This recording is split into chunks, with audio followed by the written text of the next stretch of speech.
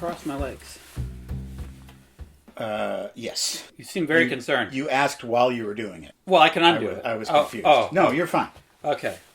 You can. We're not recording. Move your body. Are we with recording? Impunity. We are. I hope we're recording this. Yes, we are. Yes. Good. This Siskel and Ebert postcard is from Sean over there in Canada. Most of the people I think of whose writing of movies I like are gone now, sadly. Do you have any favorite reviewers of or writers about movies who are active now? I don't think I have a favorite single writer about movies. I just kind of check random reviews these days. It's sad, I know. My favorite movie reviewer is Matt Sloan. He writes with his mouth. So your answer is the same as mine. I don't know. I don't remember the last time I read a movie review. I only read blurbs of them, I guess. I don't necessarily read... I think it's because I never want to know anything about a movie before I see it. I usually read it after I see the movie. Dear Matt, and whoever is across from Matt.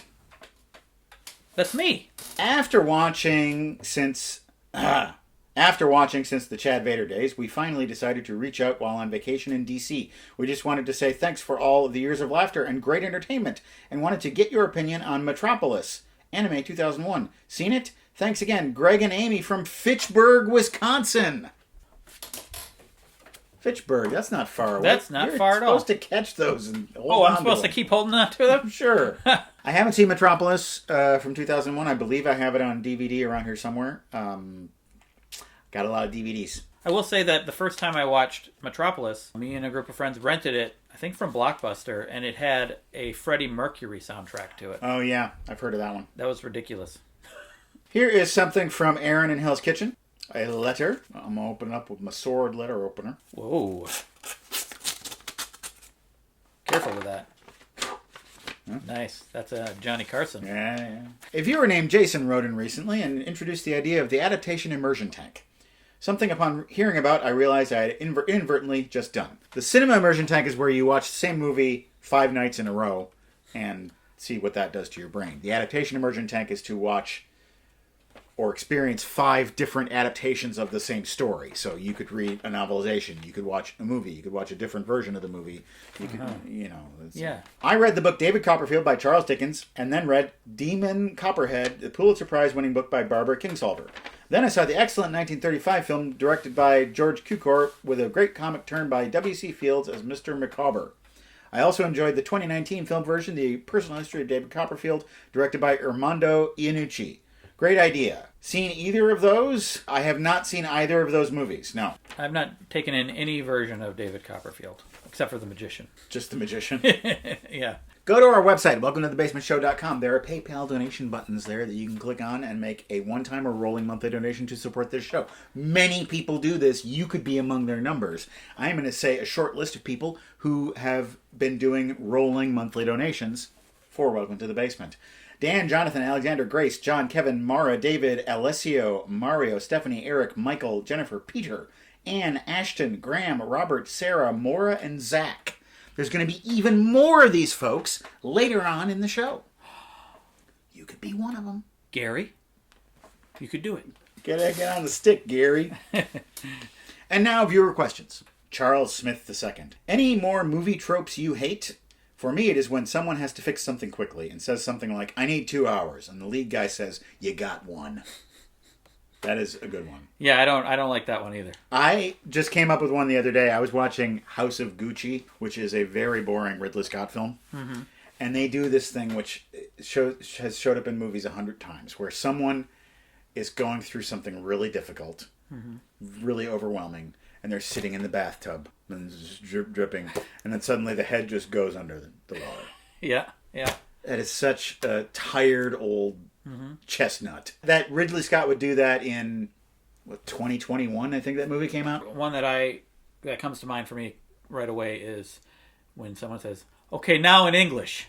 I hate that so much.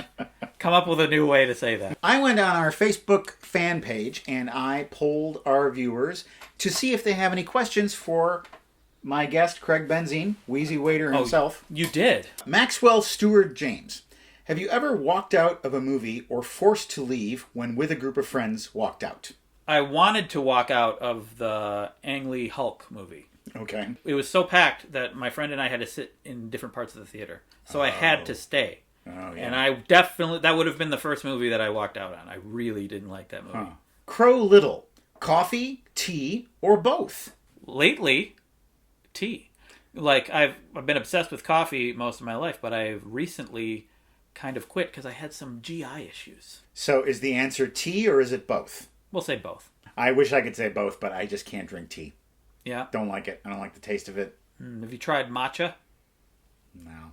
Okay. Well, I can't help you. TJDG. Have you ever done a 10-second handstand? I recently made a video trying to. I got up to like 5 something, and I haven't gotten better than that yet. Yet. And this last one seems like a Wheezy Waiter deep cut, because I don't get it. Jason Presley. Whatever happened to Ty? He seemed like such a regular guy. He's a real guy, and he lives in Virginia now. He moved away from Chicago, so we stopped making Ty the Regular Guy episodes.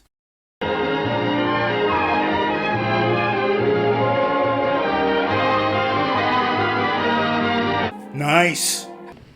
Hello, my darlings. With that many guys in that car, they're in a prime position to do the classic Parisian fire drill. How does that work? What makes that different than the Chinese fire drill? They stop the car and they all light up cigarettes.